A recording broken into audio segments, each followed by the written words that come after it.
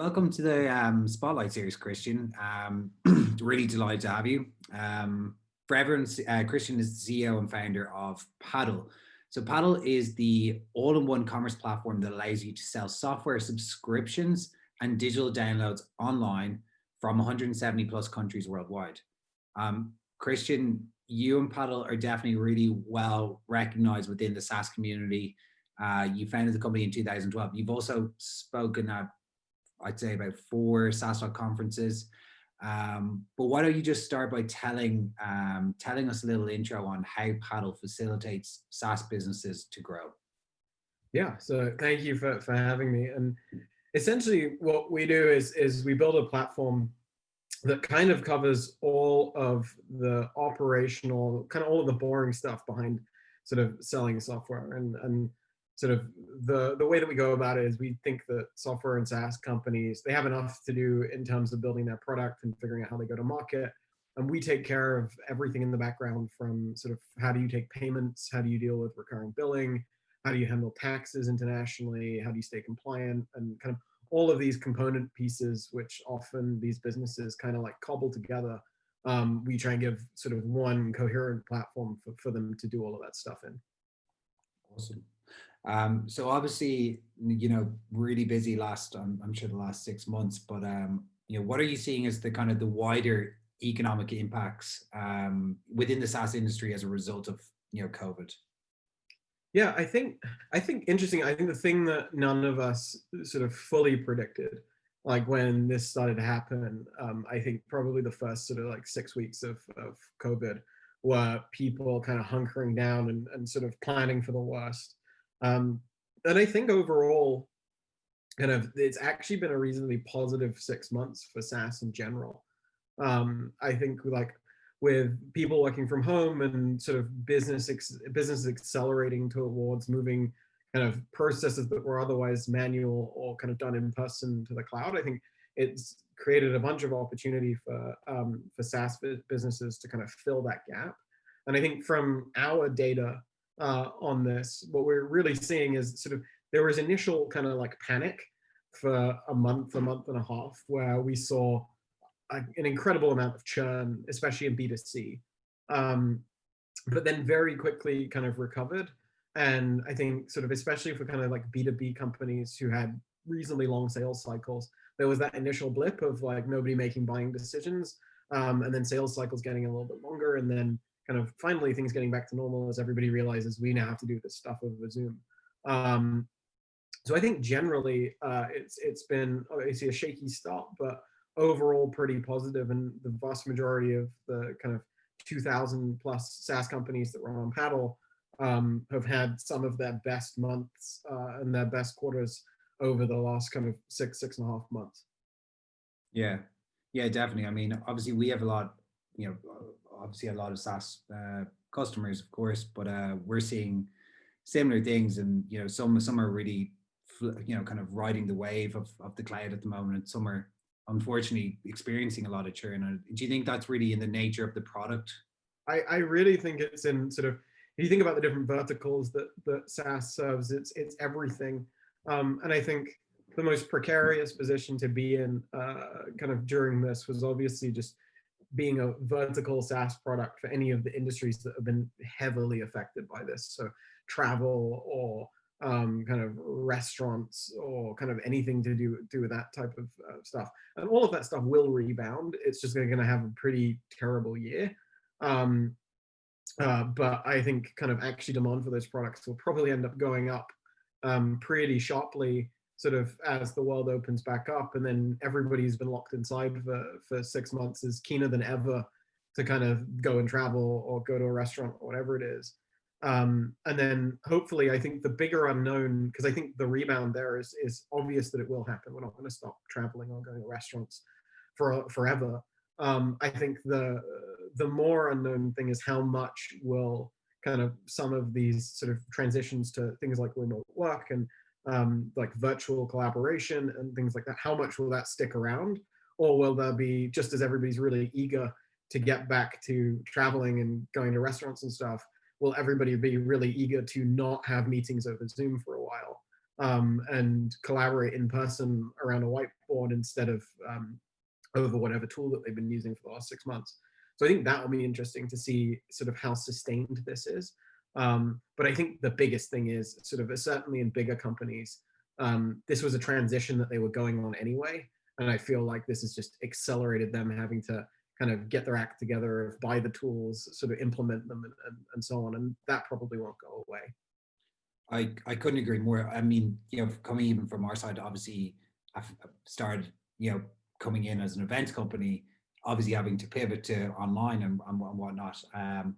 We always felt that these kind of digital transformations were going to happen anyway, that people are going to move more so towards, virtual conferencing, around doing more webinars, making as much of it, their kind of much of what they can do, but bringing it online.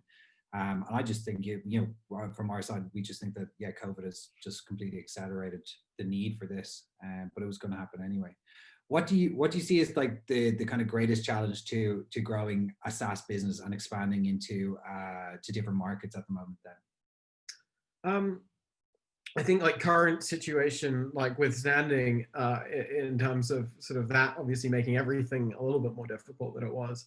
I think kind of just going international is a really precarious sort of line to tread in terms of just actually getting that right locally in lots of different places, from taxes to currencies to payments to like all of these sort of different things that are kind of, when you actually think about going international, you think about all of the outwardly facing stuff. You think about, okay, like how are we going to make the website in the right language and use the right messaging, and how are we going to translate all of our materials, or how are we going to find the right events that are in the region so that we can meet people, and how are we going to re-architect our sort of sales team so that it's kind of geographically focused or whatever it is.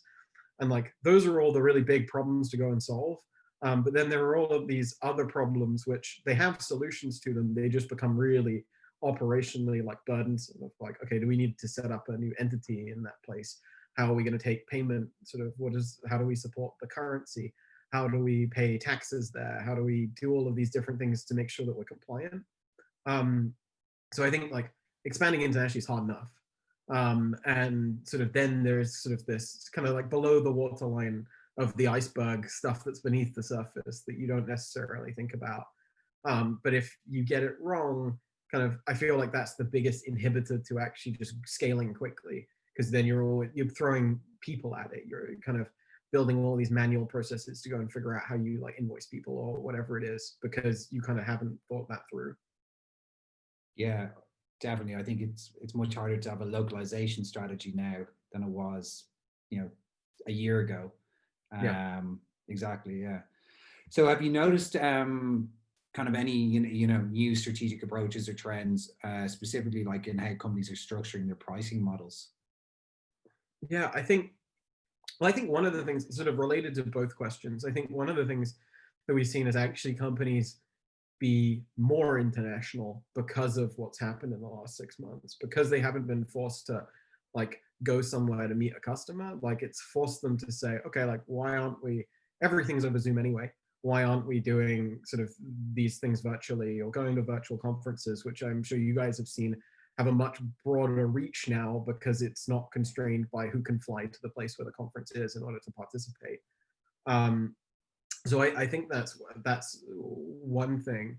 And I think that sort of the other trends that we've sort of seen is sort of, especially in companies where sort of their products weren't necessarily like a very critical piece of infrastructure, is sort of a lot of the energies within those companies being directed towards kind of churn mitigation and retention, as opposed to sort of their previous mode of operating, which would have been how do we grow as quickly as possible? How do we add people to the sales team? How do we do those things?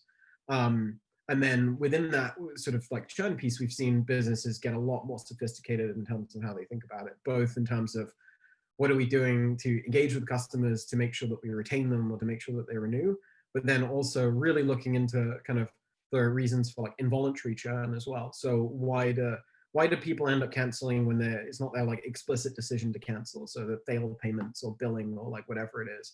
And companies get really, really kind of in the detail of that stuff, which fortunately is something that we can help with.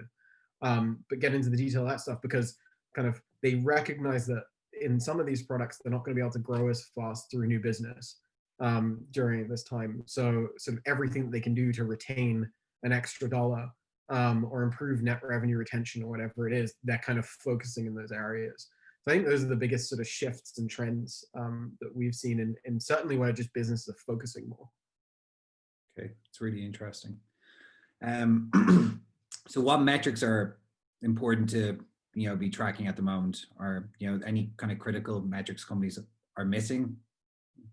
I think there's obviously the obvious ones, like churn, but then getting really into the detail of like how people are churning.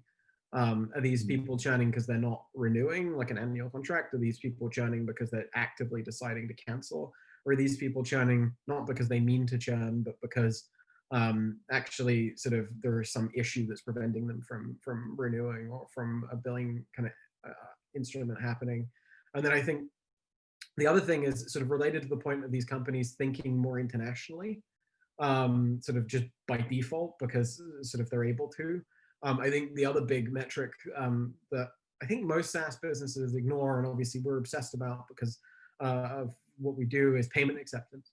So it's sort of actually how is that infrastructure behind how you take money from people internationally? How is that optimized for actually doing that in lots of different countries? And like we've seen some crazy numbers from people sort of just optimizing that stack of things, like reducing their churn by like 10-20%, simply by actually just optimizing, especially now that they're focusing internationally, optimizing that stack for kind of processing payments locally in different places and things like that. Having which people think of as like an operational issue of like, how do we take a payment somewhere? And it's pretty boring and nobody really wants to think about it that much. But then they see this huge knock-on effect that it's having on real kind of key SaaS metrics that they care about. And sort of, I think people are coming to the realization that sort of like, or they're going to the extra bit of effort to figure out, okay, like what's the metric? What are the metrics behind the metric that we look at? So behind the churn metric that we're obsessing about as a business, what are the 5 or 6 metrics that go into that? And we find one of the biggest ones that people don't actually focus on is payment acceptance. So that's one of the things that we've been kind of really focusing on over the last 6 months or so, helping people understand better, because it tends to be one of those metrics that actually industries other than SaaS focus on quite a bit, like e-commerce and things like that. They focus on this as a core metric of how they operate, like conversion rate or something like that. But in SaaS, sort of because we're quite blessed that we have this huge glossary of different metrics that we can use to check the health of our business. We don't necessarily dig really deeply into the detail of what are the metrics behind those that we can influence to kind of then drive that change in kind of these higher level things that we look at to run the business. And are you at Paddle doing anything a bit differently to maybe what you had pre-COVID? Is there anything that you maybe, you're doing lost deal reviews a lot more, you're kind of a lot more analysis into this kind of thing? Is there anything that you're doing a bit different to how you had started? So I think we're following all of this advice sort of ourselves. Like we have definitely over the last 6 months, we've diversified geographically as well. Of like we were in a really fortunate position in that like we looked at all the data from the SaaS companies that were using Paddle, and we could plot around the world sort of as COVID was hitting certain countries, because we would see churn go down, and then we would see and then lockdowns would hit, and then we would see a spike in certain sales of certain types of products. So we were able to kind of like chart this and sort of get a little bit of an early warning sign of when sort of, if we were doing a deal with a company in a certain region that was going really well, we could sort of plot roughly when it was going to hit there, and maybe then we would see the same behaviors that we see in other parts of the world of like, okay, they're going to probably pause this decision and go and kind of replan for the year or something like that. But equally, so we could use that to kind of avoid some sort of strange situations. But the other thing that we could do is then kind of use that in reverse of like, okay, when does things open back up again? When do sales get back to normal?